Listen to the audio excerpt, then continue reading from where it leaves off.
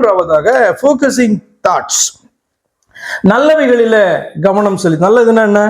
யோசித்து பார்த்தாலே தெரியும். இது நல்லது, இது கெட்டது, இது அர்த்தமற்றது, இது பிரயோஜனமற்றது, இது மாயை, இப்படிலாம் நம்ம யோசித்தால் தெரியுமல்லவா? அப்ப நல்ல காரியங்கள்ல நல்லவைகளில கவனம் செலுத்தி அவைகளை சிந்திக்க நம்ம பயிற்சி செய்ய முடியும். அநேக நேரங்கள் நீங்க உட்கார்ந்துருந்தீங்கன்னா என்னென்னலாம் சிந்திப்பீங்க?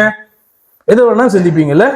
வேலை காரியமா இருக்கலாம், குடும்பத்தின் காரியமா இருக்கலாம், பிரச்சனைகளா இருக்கலாம், அநேக நாட்கள நடக்காத காரியங்களா இருக்கலாம், அல்லது இது நடந்து விடும் என்று சொல்லி உங்களுக்கு கிடைத்திருக்கிற தரிசனத்தை நீங்க சிந்தித்து கொண்டிருக்கலாம். What ever it is.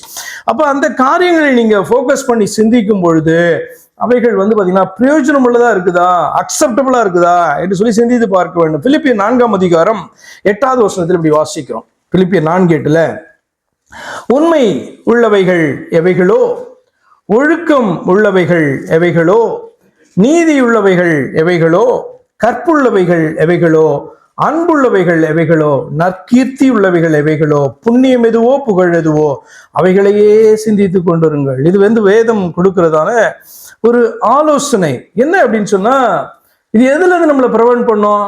Negative and spiralling thoughts. இப்போ பாத்தீங்க அப்படின்னு சொன்னா ஒரு எதிர்மறையான எண்ணங்கள், அல்லது பாத்தீங்கன்னா ஒரு சுழற்சியில சிக்கி அப்படியே டீப்பா கொண்டு போகிற மாதிரியான எண்ணங்கள்ல இருந்து நம்மளை பாதுகாக்கிறதுக்கு இது பிரயோஜனப்படும். நான் என்ன எதனால நான் இப்ப பாதிக்கப்பட்டிருக்கேன், ஏன் இவ்வளவு கவலை, ஏன் இப்படி நெகட்டிவ் தாட்ஸா எனக்கு வந்துட்டு இருக்கு திடீர்னு அப்படின்னு பார்க்கும் பொழுது வேதம் சொல்லுகிறது, இது சரியா, இது ஏதாவது பிரயோஜனமா அப்படின்னு நீ சிந்தித்து பார்த்து என்ன பண்ண வேண்டும்? எது அவசியமோ அதை சிந்திக்க ஆரம்பி. சிந்திக்கிறதுக்கு எவ்வளவு இருக்கு இல்லையா?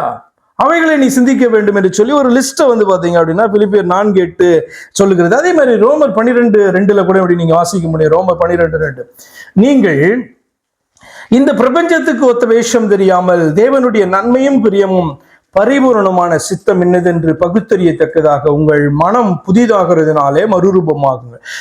இந்த வசனத்தினுடைய இன்னொரு பக்கத்தையும் நான் சொல்லுகிறேன். என்ன அப்படின்னா, இந்த உலக மனுஷன் போல நீ நடந்துக்காத. உலக மனுஷனை போய் உலக மனுஷன் என்ன பண்ணுவான்? அவனுக்கு பாத்தீங்கன்னா வேதம் இப்படிப்பட்டு கற்றுக் கொடுக்குற காரியங்கள்லாம் அவனுக்கு தெரியாது. அவன் ஈஸியா பாத்தீங்கன்னா அந்த ஃப்ளோல அவன் போறேன் அப்படின்னு சொல்லிட்டு பாத்தீங்கன்னா தன்னை ஏமாற்றி கொண்டு அவன் காணப்படுகிறவனா இருப்பான். நீ அப்படி போகாம எது பாத்தீங்கன்னா தேவனுக்கு அக்செப்டபிளா காணப்படுது, எது குட்டோ அவைகளை குறித்து நீ என்ன பண்ணு, ஃபோக்கஸ் பண்ணு அப்படி சொல்லுது. கர்த்தர் என்ன சொல்றாங்க? நீ அதை ஃபோக்கஸ் பண்ணுகிறவனாய் காணப்படு. அப்ப நீ பகுத்தறிந்து பார்த்து இது நன்மை, இது அக்செப்டபிள் டு மை காட், என்னுடைய தேவனுடைய சித்தத்துக்கு ஏற்றதாய் காணப்படுது இந்த சிந்தனை என்று சொல்லி அதை நீ அறியும் பொழுது அதை நீ ஃபோக்கஸ் பண்ண ஆரம்பித்தாய் என்று சொன்னால் இதான் பாத்தீங்கன்னா ஃபோக்கஸிங் தாட்ஸ்.